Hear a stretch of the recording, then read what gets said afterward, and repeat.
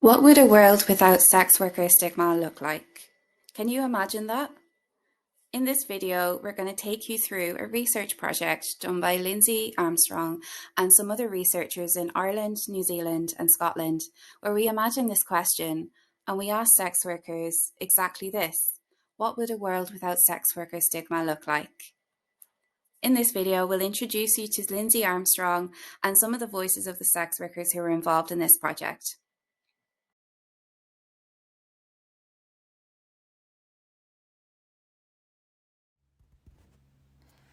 My name is Lindsay Armstrong and I'm a senior lecturer in criminology at Victoria University of Wellington in New Zealand.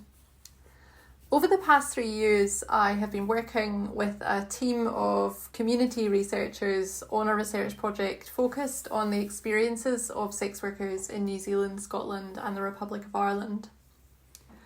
The research is on stigma, discrimination and the law, and seeks to unpack how stigma operates when different laws are in place and how sex workers' experiences compare in different places.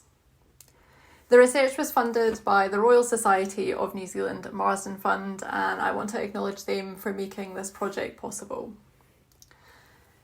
New Zealand, Scotland and Ireland were chosen as the countries to compare because historically the laws are very similar, but these countries have moved in different directions with their responses to sex work.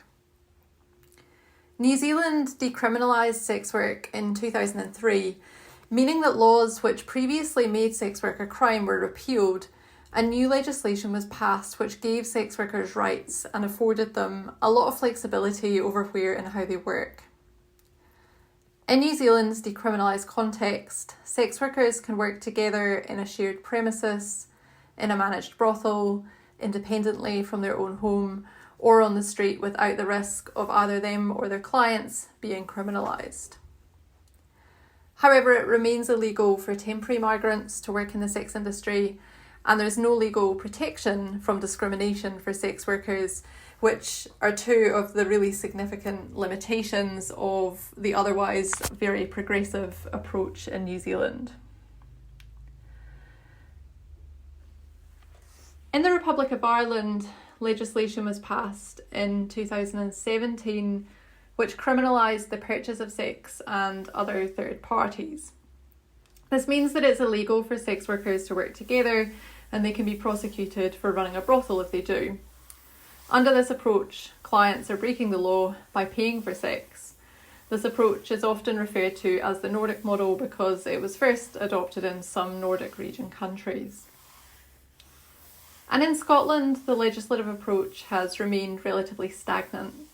However, sex workers have been calling for decriminalisation there for decades, while specific politicians have failed to listen and have been steadfastly campaigning for the Nordic model. Therefore, while there's obviously cultural differences between these places, they offer useful sites for comparison.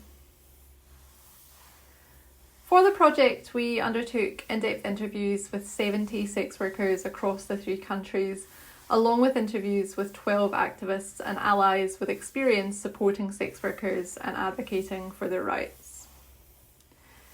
In this short video, we want to share some insights from sex workers who were interviewed for the research. One of the questions we asked people during interviews was about what change they would like to see in the world for sex workers, and what a world without stigma might look like. Here's some examples of what they had to say.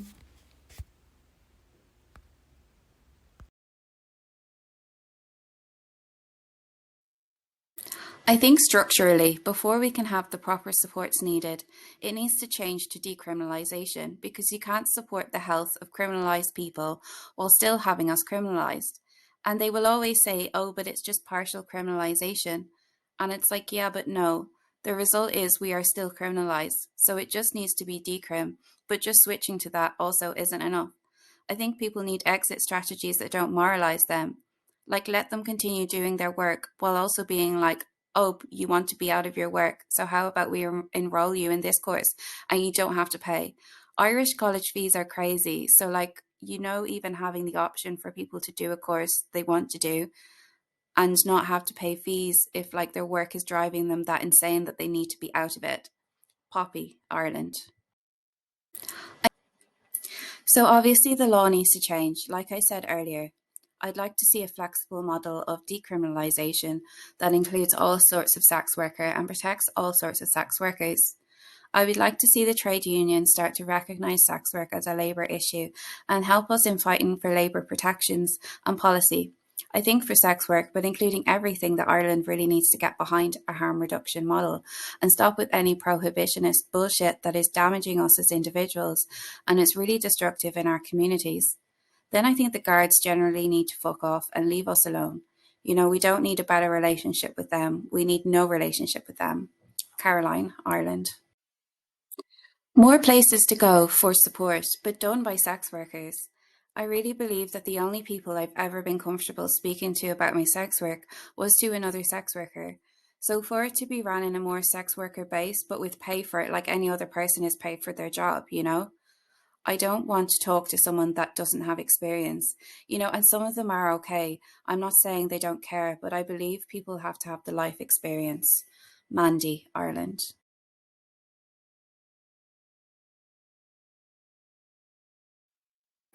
I would be able to be more open and honest with the world. I would be able to probably like go to family functions with this like smile on my face that I'm probably earning more than most of my family. So instead of just feeling the shame that I am like that person in the family, it would be like, huh, yeah, earned more than you this week, didn't I? You know, like you were sitting at a computer for 9 hours a day. Guess what I did? Laughs.